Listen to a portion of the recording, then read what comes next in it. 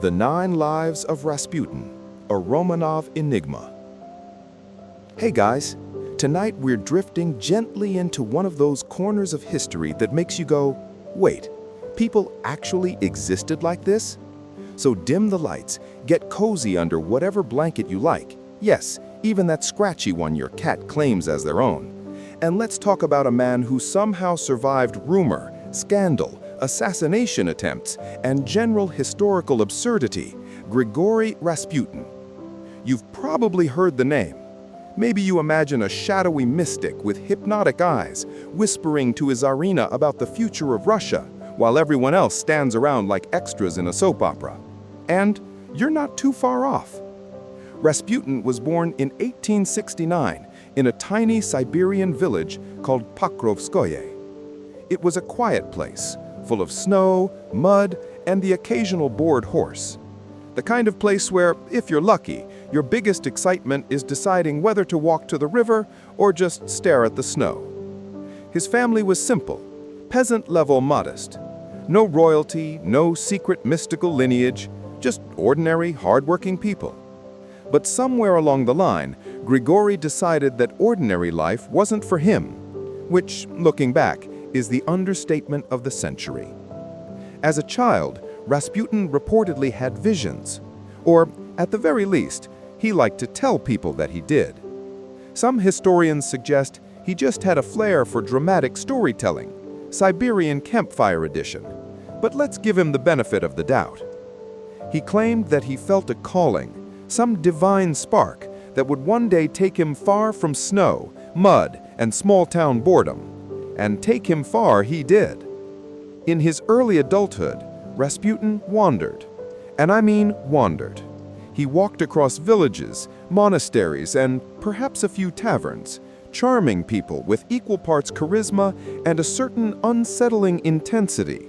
Accounts say he could mesmerize people with his gaze. Imagine someone staring at you so long that you forget what day it is, but also can't stop thinking, do I really like this guy, or am I scared? That was Rasputin, basically. Somewhere in his wandering years, he hit what you might call his mystical phase. He joined a monastery for a bit, though apparently they weren't super impressed by his style. He was unconventional. Reports suggest that he wasn't much for structured prayer or silent reflection. Instead, he was more into long talks about sin, redemption, and occasionally drinking vodka at inconveniently spiritual moments. One might say he had a casual approach to holiness, which, to be fair, was probably more effective at gaining attention than actual spiritual enlightenment. By the early 1900s, Rasputin's reputation had started to grow. He was still wandering, still a little rough around the edges, but people were starting to take notice. And then came the game changer, St. Petersburg. That's right, the big city, full of grand palaces, horse-drawn carriages, and the occasional nervous noble. Somehow, or perhaps inevitably, Rasputin ended up in the orbit of the Russian imperial family. And not just any family. Nicholas II, the last Tsar of Russia, and his wife, Alexandra. Now here's where the story gets slightly absurd. Alexandra was convinced, and by convinced I mean completely certain, that Rasputin had miraculous healing powers. This wasn't like a gentle suggestion over tea. She believed that he alone could protect her son, Alexei, from hemophilia, which was basically the royal family's very inconvenient genetic lottery. Alexei's blood didn't clot properly, which meant even a paper cut could be a big problem. And in swoops Rasputin, with his long hair, intense stare, and suspiciously quiet demeanor. According to accounts, he would lay hands on the boy, mutter prayers, and somehow the bleeding would stop. Magic? Luck? Maybe a little of both. Or maybe Alexei just calmed down because someone was really intensely focused on him. We'll never know. But Alexandra was sold, and in the world of Imperial Russia, that was basically a golden ticket. Once inside the palace, Rasputin's influence skyrocketed. He became a fixture at court events, dinners, and long, awkward conversations about the fate of Russia. He gave advice on politics, strategy, and occasionally how to organize your sock drawer. Nobody is really sure how much the royal family listened to him, but the rumors spread quickly. And oh, the rumors. Because why have one scandal when you can have dozens? There were whispers of affairs, secret plots, mystical manipulations, and yes, the occasional debauched anecdote. Some of it true, some of it exaggerated, and some clearly invented by bored nobles who didn't appreciate being upstaged by a wandering Siberian peasant. Rasputin had a knack for survival. The man seemed almost allergic to the usual consequences of notoriety. You'd think that being such an obvious magnet for court intrigue, he'd have met an untimely end sooner. But no, he managed to survive assassination attempts, poisoning, and more stabbing than most people experience in their lifetimes. It became something of a legend. Rasputin could not be killed. And maybe that's the part of his story that makes him the perfect candidate for a Sleepless historian deep dive. You start wondering, was it skill, luck, charm, or sheer stubbornness? Or maybe a mix of all three, like a particularly odd cocktail served with a side of snow and vodka. Of course, Rasputin was not without flaws. His personal habits were, let's say, colorful. Drinking, women, and long-winded conversations on morality, sometimes all at once. He could be abrasive, charming, frightening, and endearing, often in the same afternoon. Court insiders, nobles, and servants had mixed feelings, which is a polite way of saying some of them liked him, some of them wanted to throw him in the Neva River. And yet, despite his human vices, he held the fascination of the imperial family. Perhaps because he offered something that the royal family desperately wanted, a sense that someone could control the uncontrollable, even just for a few minutes. And so, Rasputin drifted through history, a man caught between legend and reality, a mystic, a troublemaker, a healer, and a nuisance. He was everywhere and nowhere, and in some ways that was his true genius. People feared him, people adored him, and most of all, people could not quite forget him. Let's float for a moment over to the slightly tragic, slightly absurd side of Rasputin's story, his relationships. He was married, yes, but marital bliss was not exactly his strong suit. Accounts suggest he was devoted to his family in a complicated, loosely defined way, which is polite for saying he had a wife, several children, and a social life that could only be described as chaotic. He wandered between family and palace with the ease of someone who had no clear sense of boundaries, or perhaps just didn't care.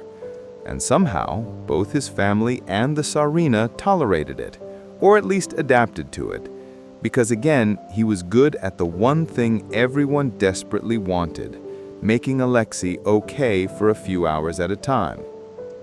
And here's the part that gently boggles the mind.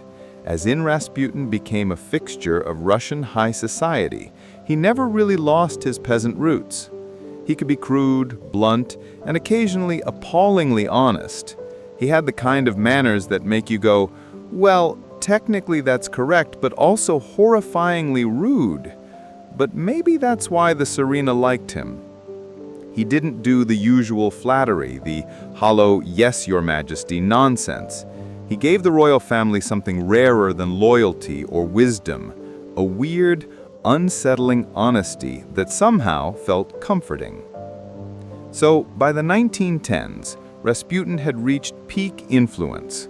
He was a fixture in St. Petersburg, a legend whispered about in cafes and palaces alike, and a man whose reputation made people either chuckle nervously or clutch their pearls.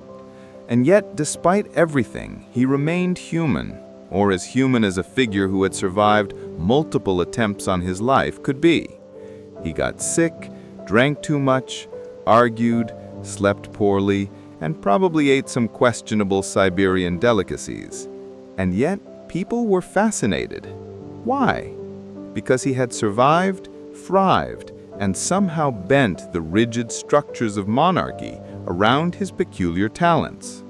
And that, my friends, is where we gently pause, letting Rasputin's odd, chaotic energy float in the background like a distant storm, barely audible, but impossible to ignore. We'll continue next time with more tales of his palace exploits, the scandals that made Europe whisper his name, and of course, the bizarre chain of events that made people believe the man could not die. So stretch, adjust your blanket, maybe sip some tea or vodka if you're feeling particularly Russian tonight, and let's get ready to drift further into the enigma that was Rasputin. Sleep is optional. Fascination is guaranteed. St. Petersburg, scandals, and survival. All right, friends, let's ease ourselves back into the snowy, velvet-lined halls of St. Petersburg. Imagine the city at the turn of the 20th century. Gas lamps flickering, carriages clopping over cobblestones, and the occasional bored aristocrat adjusting a tiara because someone suggested it was inappropriate to slouch. Into this glittering, mildly uncomfortable world steps Rasputin, our wandering Siberian enigma, carrying nothing but a staff, a look that could unsettle small animals, and a reputation that grows faster than a rumor in a palace. Rasputin's early days in St. Petersburg were, let's call them, a learning curve. He didn't exactly arrive with invitations to tea parties and polite introductions. Instead, he wandered into salons, startled nobles with his piercing gaze, and somehow convinced Alexandra that he wasn't just a peasant with an oddly stylish beard. Apparently, he had this quiet, hypnotic presence that made people lean in, even if they were thinking, "I probably shouldn't." And Alexandra, desperately worried about her hemophiliac son Alexei, leaned in hard. She believed Rasputin could help, and in a palace filled with courtiers and generals who mostly whispered and nodded, Rasputin's boldness was refreshing, or terrifying, depending on who you asked. Once he had Alexandra's trust, Rasputin's influence mushroomed. And by mushroomed, I mean it spread faster than a poorly moderated rumor in a royal court. He became a fixture, lounging at dinners, advising on everything from political appointments to which priest should bless which horse. Some historians suggest he even offered opinions on interior design, though that's probably exaggeration. But the image is delightful. Rasputin, long hair slightly tangled, arguing about wallpaper while nobles fume politely. Now here's the part where the story leans gently into the absurd. Rasputin's lifestyle was unconventional. He drank, yes, but in moderation by his own rules, or perhaps by no rules at all. He was rumored to enjoy women, and some tales insist that the combination of his charisma and moral flexibility made him the subject of endless gossip. Some of it was exaggerated, naturally. Palace intrigue loves to inflate the dramatic. But some of it, probably true, or at least mostly true. Which is to say, he had a social life that made everyone else's seem like a library meeting. And yet, despite all this, Rasputin was extraordinarily careful in one way: survival. People wanted him dead. Nobles, politicians, and even members of the royal family occasionally muttered that the man was too influential for his own good. And maybe they were right. But Rasputin had a knack for navigating danger. Some of it was luck, some of it charm, and some of it sheer stubbornness. People tried poison, people tried stabbing, people tried shooting, people tried throwing him in rivers. None of it worked, at least not quickly. He was, for lack of a better term, annoyingly resilient. The first real assassination attempts were, as far as we can tell, clumsy and amateurish. Imagine a dimly lit room, a nervous aristocrat, and Rasputin casually sipping wine while a dagger clinks against the floor. One moment, he's whispering something mildly mystical. The next, he's laughing, because apparently the dagger missed. And somewhere in the corner, a noble is quietly regretting ever learning how to hold a weapon. These episodes became legendary, and by the 1910s, Rasputin had cultivated almost mythic status. The man could not be killed, and he probably knew it. Meanwhile, his relationship with the Tsarina deepened. Alexandra's devotion was absolute. She saw Rasputin not as a wandering peasant, but as a lifeline for her family, and that gave him an unusual level of sway in court affairs. Some ministers and generals whispered nervously behind closed doors, while others outright panicked.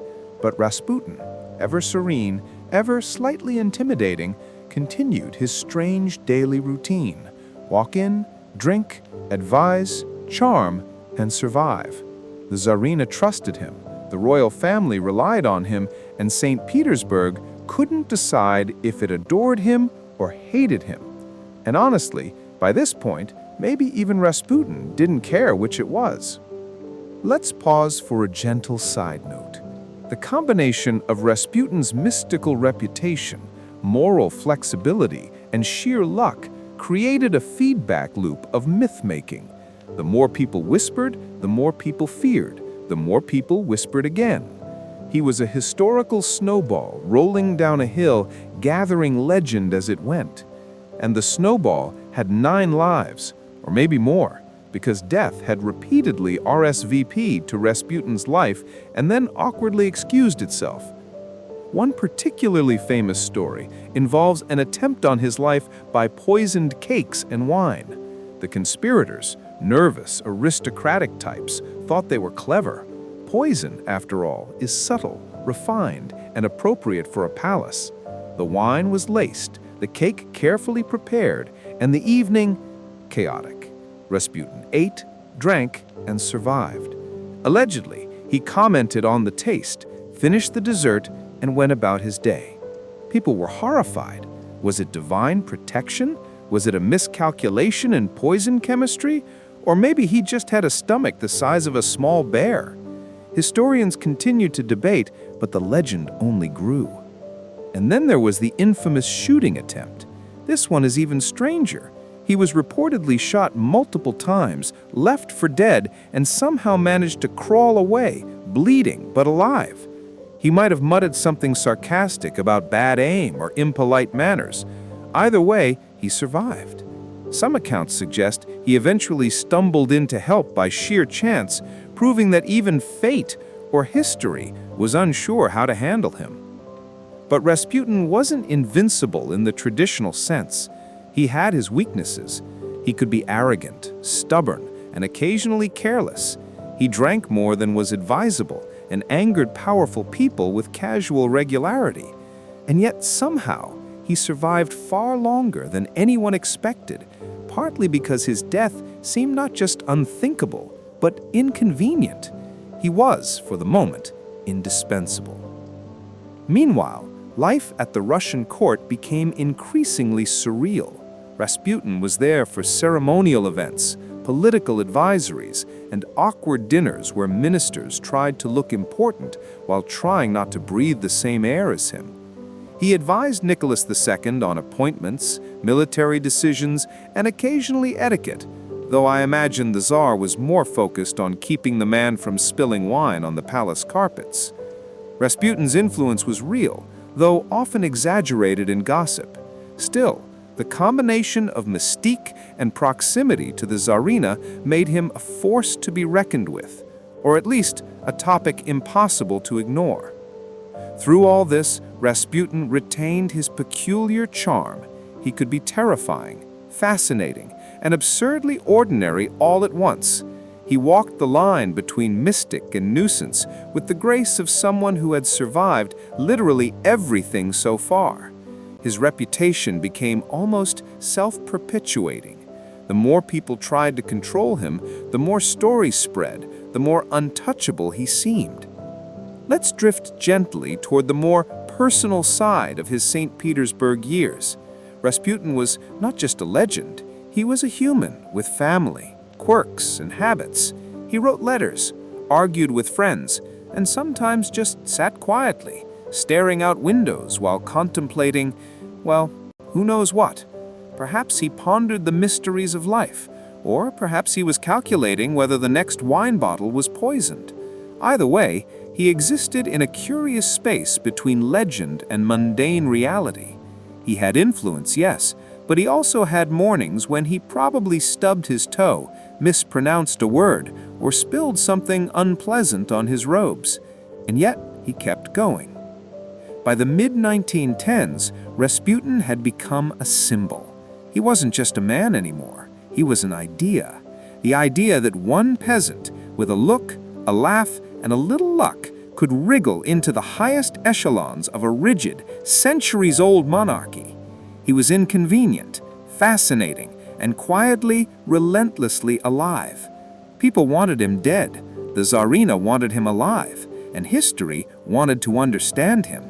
And Rasputin just kept being Rasputin. So, as we gently close Part 2, we leave Rasputin at the height of his mystique. He survived poison, bullets, and aristocratic temper tantrums. He's charming, frustrating, and almost hypnotically human.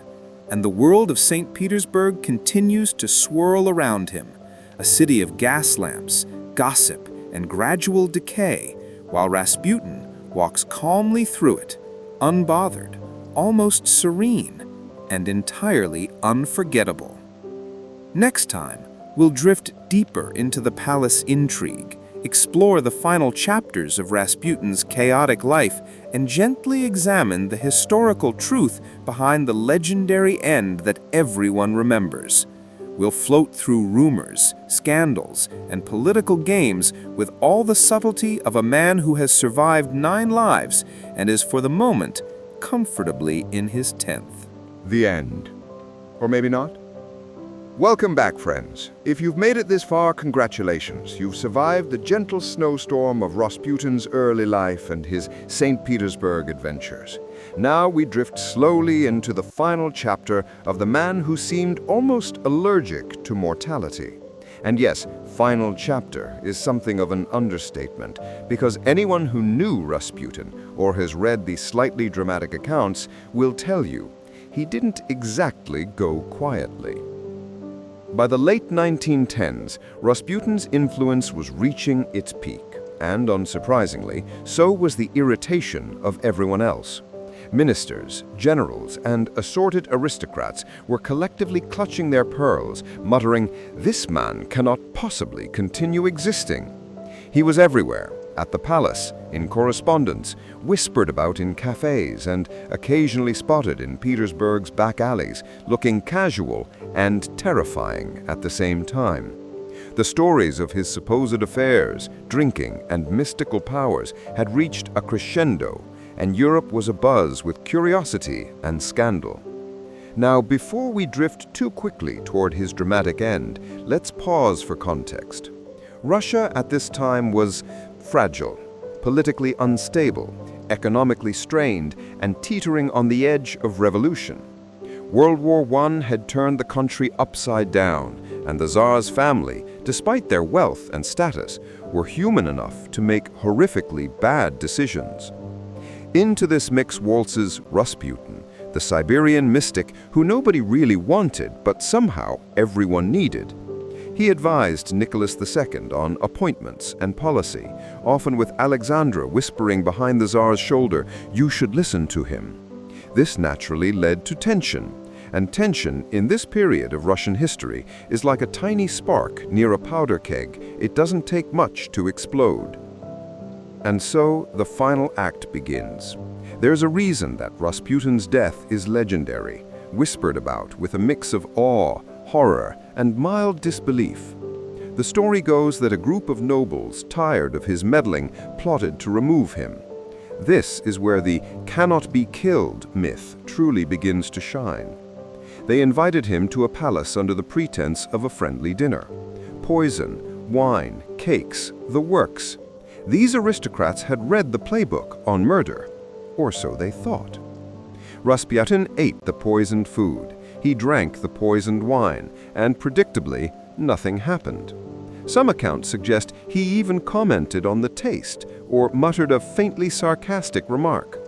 Poison failed, and naturally, the conspirators panicked.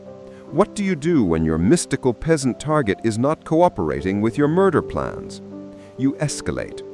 Guns were drawn, shots fired, and somehow, because the man seemed to flirt with death on a daily basis, Rasputin survived. Wounded, yes. Bruised, yes. Slightly inconvenienced, yes. Dead, not even close. The final act, by all accounts, involved him being chased, stabbed, and eventually thrown into a freezing river. And even then, the story goes, the autopsy later confirmed he had water in his lungs, meaning the bullets and knives had not done the job. It was the river that finally claimed him. So, in a slightly anticlimactic twist, Rasputin's legendary survival skills were matched only by the inevitability of cold Siberian water. He died, yes, but not before cementing his mythos. A man who survived everything: poison, bullets, knives, betrayal, only to be bested by winter. Now, let's gently explore the personal side of his end. Despite all the scandal, Rasputin was reportedly concerned for his family to the last. Letters suggest he thought of his children, his wife, and perhaps, just perhaps, regretted some of his bolder choices. He had lived a chaotic, indulgent life, full of oddities and contradictions, and yet the human side, the one often overshadowed by legend, was quietly present. He was a father, a husband, a wanderer, a mystic, and in his final moments, a strangely ordinary man facing the cold that even superstition could not escape. After his death, the world moved on. Or tried to.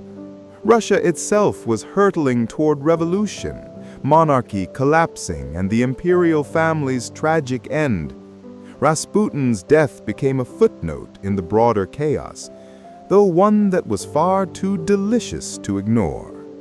He was written about, whispered about, and mythologized, and in the retelling, he never truly died.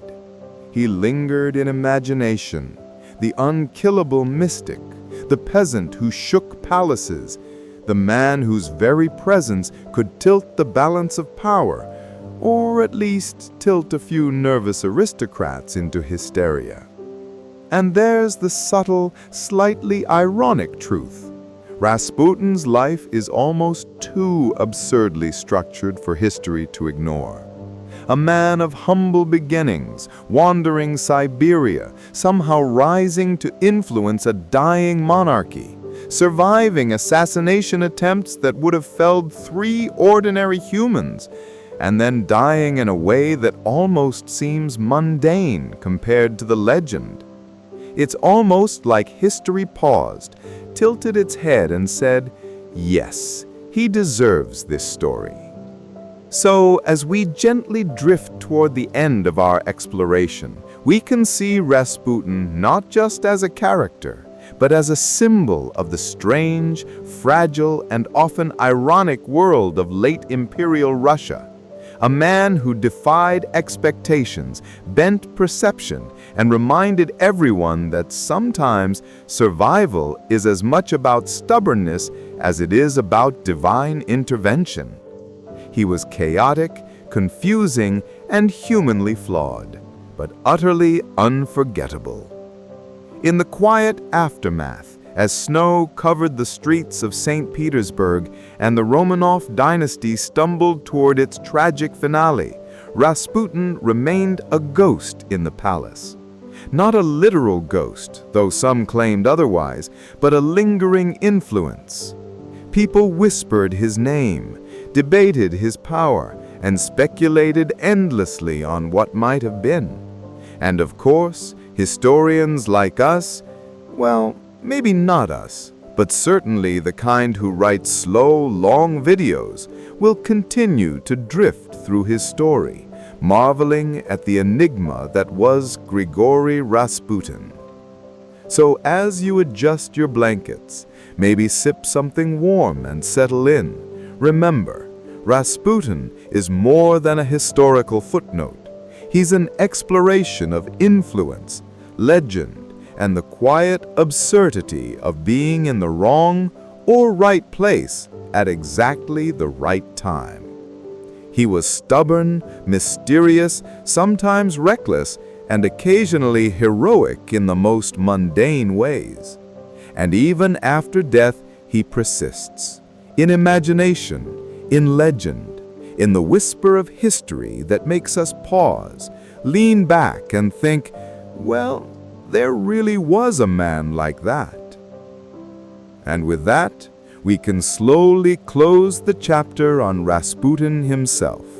9 lives, maybe 10 in legend, and one final, slightly ironic exit into the cold embrace of history. He's gone, yes, but somehow never really gone. And isn't that exactly what makes bedtime stories like this worth lingering over? After the mystic, before the end. Welcome back, friends. If you've been following along, you already know that Grigory Rasputin was, in many ways, an impossible man. He wandered from Siberian villages into the heart of Russian power, survived poison, bullets, and improbable rumors, and eventually succumbed, reluctantly, to the cold embrace of a river. But, as any historian or casual snoozer of history will tell you, a man like Rasputin does not simply vanish, not really. His death marked the start of a ripple, a subtle disturbance in the lives of the Romanovs and the fragile empire they clung to. Let's float gently over St. Petersburg in late 1916. The news of Rasputin's demise traveled quickly in hushed whispers and dramatic gasps. Aristocrats, ministers, and assorted onlookers nodded in relief, secretly glad that the man whose eyes could pierce their souls, or at least make them question their own life choices, was no longer there. Alexandra, the Tsarina, did not nod in relief. She mourned, deeply. The mystical bond she felt with Rasputin, the man who had been a lifeline to her son, could not be severed easily. In her mind, the empire lost one of its stabilizers. In the reality outside the palace walls, things were unraveling faster than you could say hemophilia. Meanwhile, Nicholas II continued to fumble. Leadership was already a challenge. World War I was draining Russia's resources, morale was collapsing, and political unrest was bubbling like a slightly dangerous pot of porridge. With Rasputin gone, the royal family lost both an advisor and a distraction. People had spent so long whispering about the mystic's influence that the vacuum left behind was noticeable. Suddenly, everyone had opinions, everyone wanted control, and the Tsar, well, Nicholas II mostly wanted to avoid making another major mistake for a few hours at least. And yet, the shadow of Rasputin lingered. His legend, as it often does, outlived his body. Newspapers across Europe printed sensationalized accounts of his life and death, often blending fact and rumor so seamlessly that distinguishing between them was a minor intellectual challenge. Stories of his survival skills, his mystical healing, and his moral flexibility were repeated ad nauseum, like a lullaby slightly off-key. People who had never seen him in person felt as though they had, and that is precisely how myth works: repetition, fascination, and just enough truth to make it believable. Let's gently drift toward the Romanov family themselves. Without Rasputin's odd stabilizing presence, the court became a theater of tension. Alexandra, convinced she had lost her protector, became more insistent on controlling everything herself, which naturally did not help matters. Nicholas II was, as ever, attempting to manage an empire, while occasionally wishing for a simpler life, like counting sheep, or perhaps just staring out a window for a few minutes uninterrupted. Ministers argued, generals grumbled, and the populace, well, the populace was slowly waking up to the idea that a monarchy, staffed by a well-meaning but increasingly overwhelmed family, might not be the best idea during wartime. Rasputin's absence also changed the gossip landscape. Previously, everyone was talking about his mystical powers, his indulgent lifestyle, and his occasional interference in politics. Now the whispering shifted to what the royal family might do without him. Would Alexandra spiral further into obsession? Would Nicholas finally make a competent decision? Would Europe collectively sigh at the absurdity of it all? The answers, as history gently reminds us, were mostly disappointing. And meanwhile, the myth of Rasputin continued to grow. Artists, writers, and journalists found him irresistible. He became the archetype of the mystic advisor, the man whose presence bends reality slightly, for better or worse. And let's be honest, he was entertaining. Poison failed, bullets failed, stabbing failed. History loves a resilient character, especially one who also had a taste for vodka, conversation, and general chaos. By the time of his death, Rasputin had become a symbol, a story to tell at salons and dinner parties, a cautionary tale, and a legend, all rolled into one long, slightly tangled braid. Now, if we drift gently toward the family's personal lives, we see subtle but important changes. Alexandra's health, mental, emotional, and spiritual, declined. She continued to fixate on her son Alexei, still plagued by hemophilia, still a child at the center of tragedy and public fascination. Nicholas II attempted to maintain order, both within the family and the empire, but the machinery of governments was slipping like ice underfoot. And through all this, Rasputin's memory lingered, not as a man, exactly, but as an idea, a stabilizing or destabilizing force, depending on your perspective. The winter of 1916 to 17 saw the empire teeter further. Food shortages, military defeats, and political unrest were stacking up like a slow-motion avalanche. Rasputin's absence was a minor detail in the grand scheme of chaos, but psychologically it mattered. The royal family had lost someone who, in their minds, had kept the unpredictable elements of their lives in check. And history tends to note that superstition, belief, and morale, however irrational, can be surprisingly important in the decline of empires. And then, of course, came the revolution. Early 1917, Russia began its dramatic unraveling. The monarchy, already fragile and beleaguered, could not survive the combined pressure of war, economic collapse, and widespread dissatisfaction. Nicholas II abdicated. Alexandra was placed under house arrest, and the Romanov family's tragic denouement began. It's worth noting, gently, that Rasputin was not alive to witness any of this, though one imagines he might have raised an eyebrow at the chaos, muttered a sardonic remark, and retreated to a safe village somewhere in thought, or perhaps just in legend. And the cultural echoes of Rasputin, they persisted. For decades, he was invoked in books, films, songs, and whispered conversations as the archetype of mystical, morally ambiguous influence. And let's be honest, he was entertaining. Poison failed, bullets failed, stabbing failed. History loves a resilient character, especially one who also had a taste for vodka, conversation, and general chaos. By the time of his death, Rasputin had become a symbol, a story to tell at salons and dinner parties, a cautionary tale, and a legend, all rolled into one long, slightly tangled braid. Now, as we drift to the conclusion of this part, we can see Rasputin's life and death as more than just a series of improbable events. They are a lens through which to view the Russian monarchy, the society of the time, and the human tendency to mythologize the extraordinary. Rasputin was stubborn, human, mystical, frustrating, and oddly charming, all at once. His death did not end his influence. In some ways, it amplified it, turning a peasant wanderer into a historical enigma whose shadow stretched long after the icy river claimed him. So, adjust your blankets, sip your warm drink, and let the image of Rasputin, long hair, piercing eyes, mischievous grin, float gently into your imagination. He may be gone, but in legend, he is never quite gone. And with that, we pause once again, leaving him in the quiet corridors of memory, rumor, and historical fascination. Rasputin in Legend and Memory. Welcome back, friends.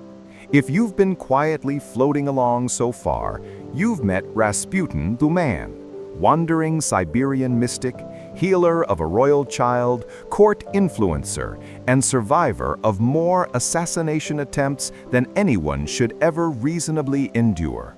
But now we drift into something slightly different, Rasputin the legend. Because, let's be honest, his life was already peculiar enough, but history has a way of taking oddities and polishing them into myths that gleam, shimmer, and occasionally make you question reality. After his death, Rasputin's story didn't quietly fade into footnotes. Oh no, newspapers across Europe were thrilled. Headlines screamed about poison, bullets, stabbing, rivers, and mysticism. It's as if reporters collectively decided if it bleeds or if it lives impossibly, it sells. And so the mystique grew. He became less of a man and more of a story that people told in whispers, salons, and later cinema houses. The details became exaggerated, the timelines occasionally flexible, and the moral lessons conveniently dramatic. Rasputin's persona naturally was irresistible for storytellers. Films portrayed him as the ultimate villain, hypnotic, lecherous, mystical, dangerous. Novels and plays leaned into the exotic, the morally ambiguous, and the absurdly influential. And while some depictions were accurate, he was indeed a peasant turned influential figure. Others were, let's say, creatively embellished. A historical figure who survives multiple assassination attempts is already impressive. Making him an immortal, manipulative puppet master is just easier for dramatic effect. And here's a slightly ironic point. Rasputin's legend, in some ways, eclipsed the very real tragedy around him. The Romanovs were still spiraling toward catastrophe. Russia itself was still on the brink of revolution. And yet, much of the world became obsessed with the man in long robes with hypnotic eyes instead of the slowly collapsing empire around him. It's a reminder that humans, collectively, are often more interested in the peculiar than the practical. Let's gently explore some recurring motifs in Rasputin's cultural afterlife. First, immortality. After surviving bullets, poison, stabbing, and freezing rivers, the myth became Rasputin cannot die. Not quite accurate, but undeniably compelling. Second, mystical influence. Stories often suggest that he controlled not just the Romanovs, but the entire trajectory of Russian politics. Again, exaggeration, but one that highlights the human tendency to personify chaos. Third, moral ambiguity. Rasputin's personal habits, drinking, indulgence, flirtation with scandal, became shorthand for the dangerous allure of charisma unmoored from conventional morality. He was every story about a bad advisor rolled into one long-haired, intense stare. And artists and musicians found him irresistible. He appeared in paintings, songs, and even disco tracks. Yes, disco. because nothing says historical mystique like a dance beat from the 1970s. And though this is centuries removed from the icy rivers of St. Petersburg, it speaks to Rasputin's enduring cultural fascination. A man who survives impossibilities and becomes, somehow, a permanent fixture of imagination. Now, let's gently separate myth from reality. Rasputin was human. He had vices, strengths, and flaws. He did not literally hypnotize the Tsarina. He did not control Russia like a supernatural chess master, and yet he did wield influence, real, tangible influence, through his proximity to Alexandra and the trust she placed in him. He healed Alexei in ways that, while possibly natural or coincidental, were interpreted as miraculous. He survived events that would have ended most lives, and he charmed, terrified, and baffled those around him. So yes, human, but with a mythic quality that invites legend. In literature, Rasputin became shorthand for a certain kind of enigmatic influence. In film, he's often portrayed as sinister, hypnotic, irresistible. In popular memory, he is the unkillable, morally ambiguous mystic whose mere presence alters events. This combination of exaggeration, fascination, and partial truth is the perfect storm for lasting myth. And like all good myths, it tells us as much about those who tell it as it does about the subject. People loved, feared, and obsessed over Rasputin because he represented the unknowable, the uncontrollable, and the slightly absurd. Historians continue to study him, not just the myths, but the man. Letters, contemporary accounts, and official records show a person who was cunning, charismatic, and humanly fallible. But these details are often overshadowed by the stories of bullets failing, poison failing, and the icy river finishing the job. And that's okay. Legends have a different purpose. They are entertainment, moral lessons, and reflections of cultural anxiety, all rolled into one. Let's gently drift back to the Romanovs for a moment. The family met their tragic end in 1918 in a cellar in Yekaterinburg. By then, Rasputin was long gone, yet his influence, real or imagined, continued to haunt the narrative. Many contemporaries blamed him, unfairly or not, for destabilizing the monarchy.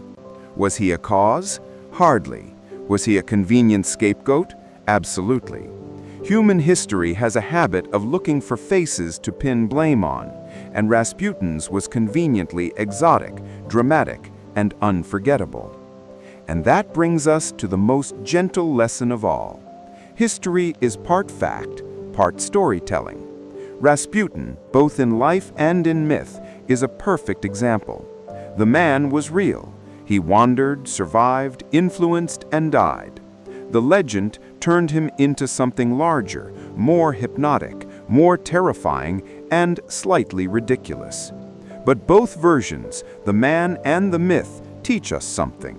One is about human unpredictability, the other is about human imagination. Both drift quietly through time, lingering in conversations, books, films, and now perhaps in this gentle narration, as you adjust your blankets and settle in. Conspiracies, curiosities, and the modern Rasputin. Welcome back, friends. If you've been following Rasputin's slow, meandering journey through history so far, you know he was a man who defied convention, defied assassination, and somehow defied ordinary comprehension. But the story doesn't end with an icy river. Oh no. After his death, Rasputin took on a second life, a life in whispers, speculation, and endless conspiracy theories. So settle in, adjust your blanket, and let's drift gently into the world of Rasputin as legend, myth, and curiosity. The immediate aftermath of his death was a goldmine for conspiracy enthusiasts. Naturally, People were never entirely satisfied with the story of a man shot, stabbed, and drowned. The narrative was too clean or too implausible for some. Some whispered that the assassination was botched because Rasputin was more powerful than anyone imagined. Others speculated that he faked his death entirely, wandering off to Siberia or a quiet monastery, laughing at the chaos he left behind. Of course, there's no evidence for this, but it's surprisingly persistent. After all, if a man survived bullets and poison once, why not twice? By the 1920s and 30s, Rasputin had become a fixture in European and Russian imagination. Writers, journalists, and even political commentators found him irresistible. The story of the mystical peasant Siberian who influenced a collapsing monarchy and survived improbably violent ends was irresistible. He appeared in novels as a villain, in plays as a tragic anti-hero, and in films as a hypnotic, slightly absurd figure whose eyes seemed to promise doom. And if you've ever wondered why Rasputin feels familiar even today, it's because the 20th century loved taking his legend and running with it. Naturally, the conspiracies didn't stop with faked deaths. People whispered endlessly about hidden letters, secret political manipulations, and mysterious heirs. Some suggested that Rasputin had a hand in every event leading up to the Russian Revolution, which, while dramatically satisfying, is historically improbable. Yet these theories persist, quietly drifting through books, documentaries, and online forums. There's something comforting, or maybe thrilling, about attributing chaos to a single, enigmatic individual. Rasputin fit the role perfectly. He was charismatic, morally flexible, terrifying, and utterly memorable. And then there's the popular culture angle. Music, cinema, television, and literature all embraced him. In movies, he's the archetypal dark advisor, long-haired, hypnotic, morally ambiguous, and slightly leering. In literature, he's the mystical force whose presence warps reality and social order. In songs, he's danced to, memorably in that oddly catchy 1970s disco hit that you can hum quietly while imagining a snowstorm in Siberia. The point is simple. Rasputin endured. And perhaps part of his charm in modern retellings is that he combines unpredictability, danger, and a hint of absurdity in a single, unforgettable package. Let's gently separate the myth from reality once more. Rasputin did not control Russia single-handedly. He did not hypnotize generals or dictate major political strategy. He was, in the end, a man with proximity to power, a knack for persuasion, and a highly unusual capacity for survival. But the myths, amplified over decades, emphasize the mystical and absurd elements. They turn a peasant into a near-supernatural figure, a healer into a puppet master, a man into legend. And legends, unlike humans, tend to linger indefinitely. Now, drift with me to some of the stranger conspiracy theories. There are stories that Rasputin survived and became a secret advisor to later governments, that he escaped to America or Tibet, or that he secretly influenced global politics from the shadows. Most of these are charmingly absurd, which is precisely why they persist. They are bedtime stories for conspiracy enthusiasts, improbable, slightly frightening, and deeply entertaining. And perhaps that's fitting. Rasputin's life, after all, invites exaggeration. The man survived death multiple times. It seems only natural that stories of him surviving long after history has officially ended would emerge. In the late 20th and early 21st centuries, Rasputin continued to appear in cultural consciousness. Documentaries examine him, history books analyze him, and fiction keeps reinventing him. He remains a figure who provokes curiosity, the man who was simultaneously mundane, charismatic, dangerous, and absurd. And part of the reason we return to him quietly again and again is that he embodies contradictions.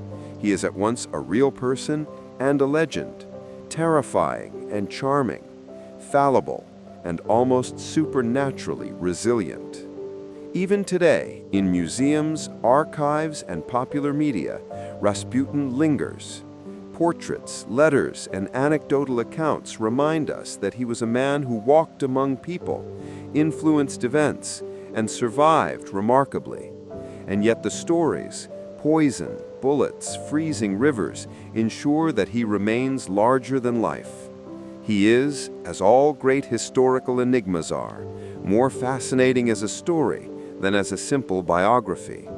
And in that story, he endures, whispering across decades, impossible to ignore, endlessly entertaining, and quietly unsettling. So as we drift toward the gentle conclusion of this part, let's reflect. Rasputin's afterlife in culture, myth, and rumor is as instructive as his real life. He shows us how a person can become a symbol, how stories evolve, and how fascination often outlasts mortality. He reminds us that history is as much about imagination as it is about fact, that charisma and luck can ripple far beyond intention, and that sometimes surviving bullets is less impressive than surviving memory. And with that, adjust your blanket, maybe take a slow breath, and let the image of Rasputin float quietly into your imagination. The man who lived, who survived improbably, and who became legend, continues to drift through time.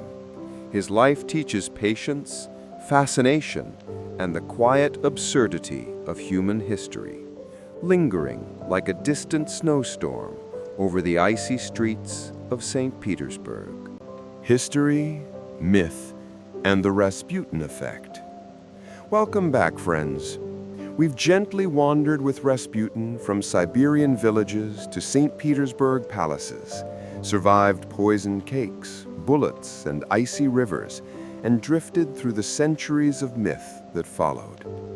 Now let's float a little higher and examine the bigger picture, what Rasputin really meant, both in his time and in ours, and why, even today, historians and storytellers can't seem to stop talking about him. First, let's consider the historical assessment. Rasputin was not a saint, despite his mystical reputation.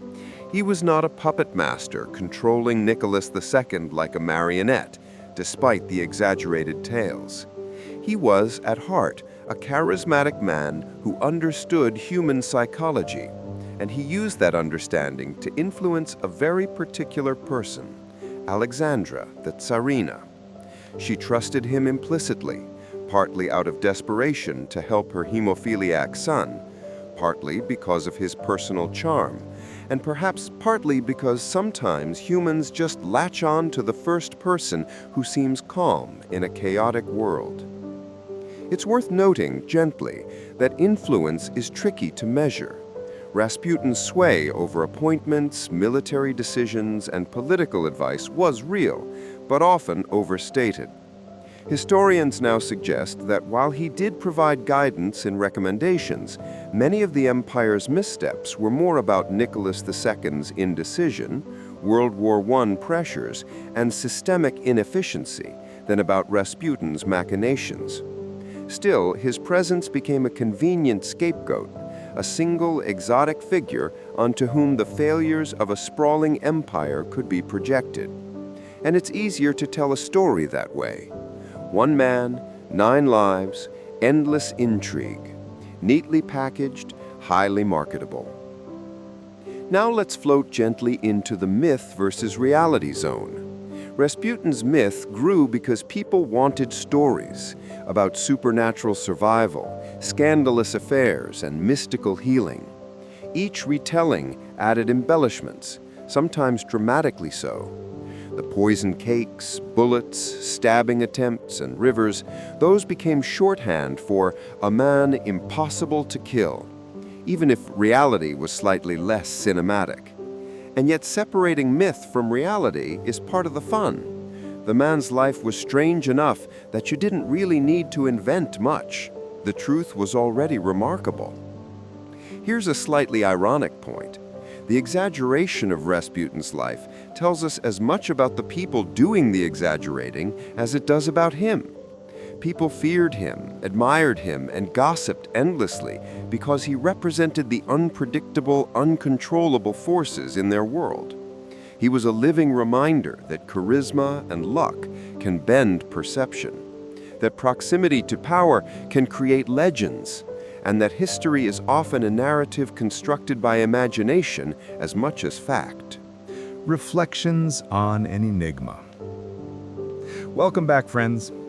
If you've been floating along through Rasputin's life, death, and enduring legend, you already know that he was a man who defied convention, probability, and perhaps even common sense. Now, as we drift toward the final reflections, let's gently consider what Rasputin leaves behind in history, in memory, and in imagination. First, let's settle the matter of influence. Rasputin's actual political sway was limited, though not negligible. He advised the Tsarina, whispered suggestions, and occasionally nudged appointments in directions that suited his vision, or perhaps Alexandra's hopes. He was not a puppet master controlling the empire from the shadows. He was a man of charm, audacity, and uncanny survival skills, whose presence in the royal court coincided with a period of profound instability. In that sense, he was both a symptom and a reflection of the times. The empire was teetering, and Rasputin merely added a hint of mystical spice to the chaos. His life demonstrates the curious intersection of personality and circumstance.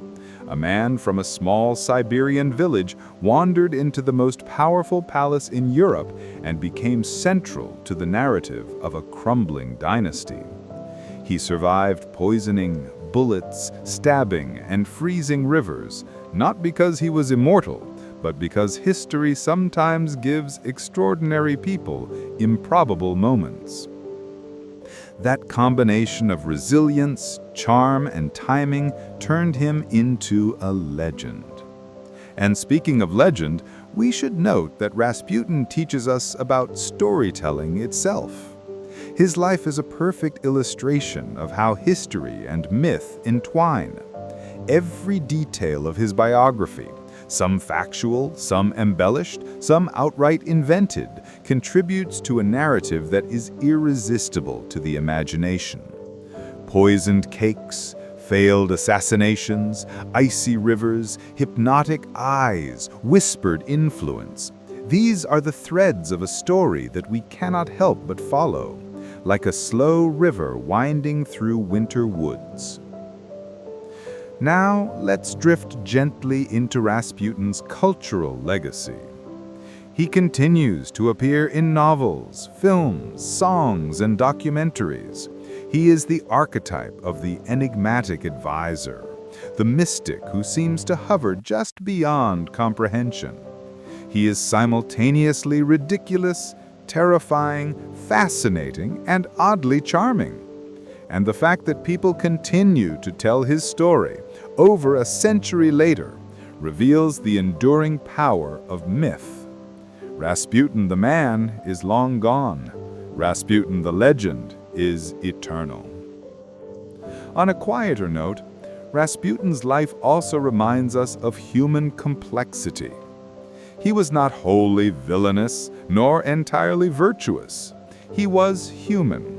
Stubborn, persuasive, indulgent, occasionally reckless, and deeply influential in small but significant ways. He healed, he charmed, he annoyed, and he survived. He was ordinary in some respects, extraordinary in others. And perhaps that tension, the ordinary and extraordinary, the mortal and mythic, is why he captivates us still. As we drift further, let's consider his symbolic meaning. Rasputin embodies the unpredictable forces that shape history. He reminds us that charisma, luck and timing often outweigh simple competence or logic. He is a mirror reflecting the fragility of institutions, the quirks of human psychology, and the fascination with the improbable. In this way, he is not just a historical figure, but a lens through which we view the late Russian Empire, human folly, and the art of storytelling itself. And in the quiet aftermath of reflection, there's a gentle lesson. History does not always reward virtue. Myth often outlasts reality. And a man who lived 9 or 10 lives only to die in a freezing river can linger far longer in imagination than in mortal memory. Rasputin reminds us that influence is subtle, legacy is unpredictable, and stories, well told and gently retold, can echo far longer than a single lifetime. So, as you settle in, perhaps dim the lights a little more and let the weight of history drift over you like a soft winter snowfall. Remember Rasputin not as a hero, nor as a villain, but as an enigma. A man whose life, death, and legend gently intertwine.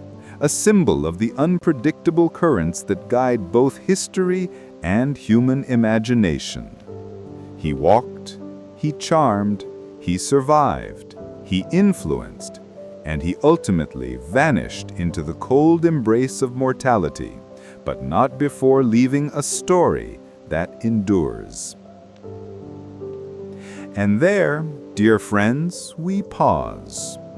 The life of Rasputin, the mystical Siberian peasant who became a legend, gently drifts into memory, leaving us with fascination, subtle amusement, and the soft and lingering acknowledgement that history is as strange, improbable, and compelling as any myth we choose to tell. Gentle lessons from chaos. Welcome back, friends. As we float toward the quiet conclusion of our exploration, let's drift gently over the life and afterlife of Rasputin, the Romanovs, and the curious intersections of history, legend, and human nature. This is the part where we lean back, exhale, and let the story settle like snow on a frozen river, quiet, reflective, and slightly absurd. Rasputin's life, in essence, was a series of improbable coincidences. A Siberian peasant wandered into imperial courts. A man with little formal education became trusted by a Tsarina.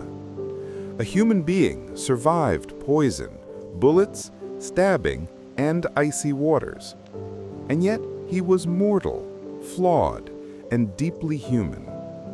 The juxtaposition of ordinary humanity and extraordinary circumstance is what makes his story linger. It drifts quietly into imagination because it is both believable and absurd, subtle and sensational. The Romanovs, meanwhile, provide the backdrop against which his life takes on its full color. Nicholas II and Alexandra were isolated, overwhelmed, and often indecisive. They were parents, rulers, and symbols of a dying system.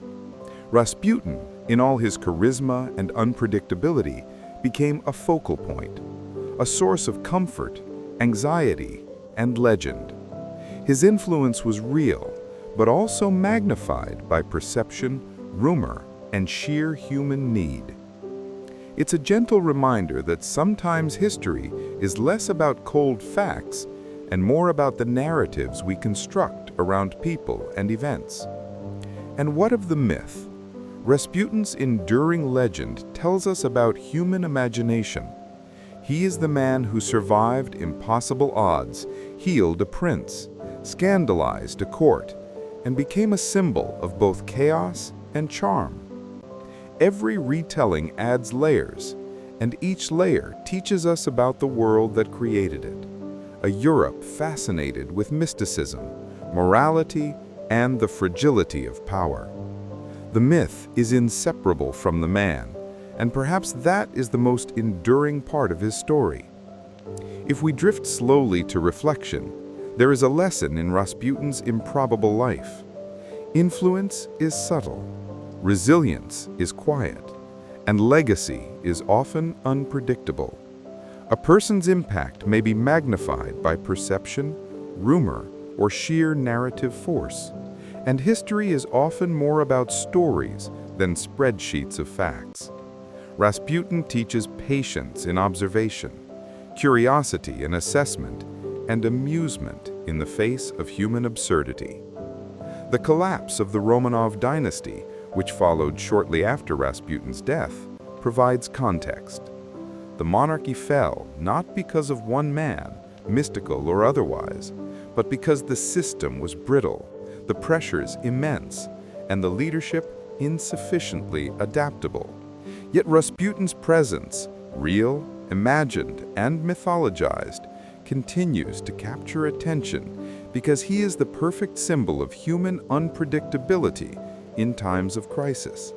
He is charming, terrifying, indulgent, and improbably resilient all at once. And let's pause, gently, to consider the human fascination with such figures. People love enigma, survival, and moral ambiguity. They love stories where ordinary circumstances collide with extraordinary outcomes.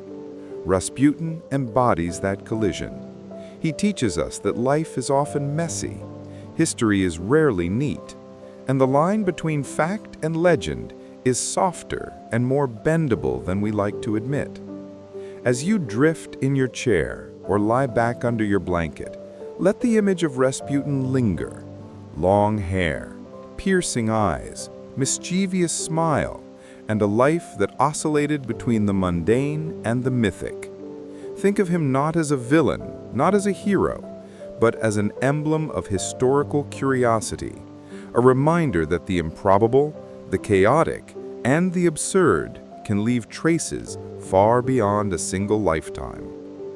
In this gentle reflection, we see that Rasputin's story is more than scandal or survival. It is about the interplay between perception and reality, the subtle forces that influence events, and the stories that human beings create to make sense of it all. It is about resilience, myth-making, and the quiet absurdity of existence.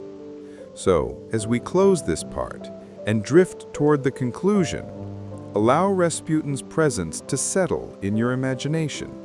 Let him remind you that history is full of oddities, legends, and improbable moments. Let his life encourage curiosity, gentle reflection, and perhaps a wry smile at the strange ways humans endure and influence the world around them. And there, in the quiet folds of thought, Rasputin finally rests. Not in the icy river, not in St. Petersburg, not even fully in the pages of history, but in the subtle, drifting space between memory and legend. A man, a myth, a mystery, a reminder that some stories are too strange, too improbable, and too fascinating ever to fade completely. Final drift. Rasputin's quiet echo. Welcome back, friends.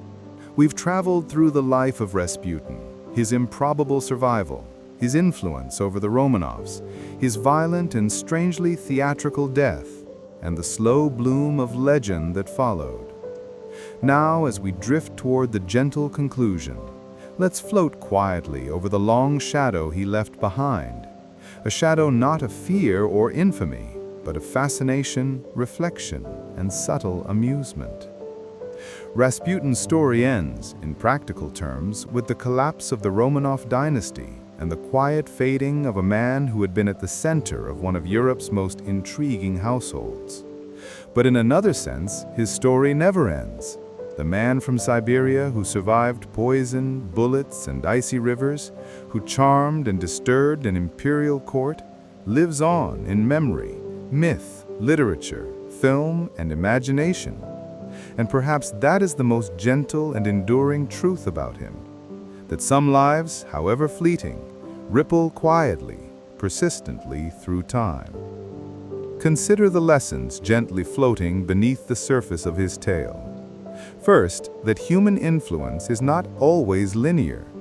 Rasputin did not command armies, pass legislation, or govern the empire directly. His influence was subtle, personal, and perceptual. He shaped outcomes less through direct action than through presence, suggestion, and trust. It is a quiet reminder that sometimes impact is a matter of proximity and perception, not authority. Second, legend grows quietly, persistently, like moss over stone. The myths surrounding Rasputin, surviving assassination, mystical healing, hypnotic charm, are not accidental. They emerge from fascination, fear, admiration, and the human penchant for storytelling. And in that, we see a reflection of ourselves, drawn to the improbable, entertained by the extraordinary, and comforted or thrilled by stories that make sense of chaos. Third, history is ultimately a blend of fact and imagination. Rasputin's life shows us that biography alone cannot capture the essence of a figure who moves between the mundane and the mythical. We can study letters, contemporary accounts, and official records, but the legend, long hair, piercing eyes, mischievous grin, adds a layer of texture, color, and meaning that history alone cannot provide. Both layers coexist, quietly, in memory. And finally, Rasputin reminds us that the world is absurd, fragile, and profoundly human. An empire collapses, a dynasty ends, and yet the stories of one man from a distant village endure. Influence is unpredictable, legacy is malleable, and sometimes the strangest, most improbable figures are the ones who leave the softest, lingering echoes. So, as we settle into the quiet conclusion, imagine Rasputin drifting softly through memory. The icy river long behind him, the palace doors closed, the whispers fading, yet his life, absurd and remarkable, still resonates. In each retelling, each whisper of fascination, each curious glance at a book or documentary, he drifts gently, a reminder of unpredictability, charisma, and the delicate dance between history and myth. In the end, Rasputin is neither hero nor villain. He is a reflection, a symbol, a story that refuses to fade. He is the improbable survivor, the mystical advisor, the man who enchanted and infuriated, who endured improbabilities and became legend. And in that quiet, floating space between fact and imagination, he finds his true home, persistent, enigmatic, and quietly unforgettable. So, take a slow breath. Let the story drift over you like a soft snow over St. Petersburg streets. Remember Rasputin not just as a man who lived and died, but as a reminder that history is strange, fascinating, and sometimes quietly absurd. A man can survive bullets and rivers, influence kings and queens, and linger in our minds long after the last chapter is written. And that, perhaps, is the most enduring magic of all.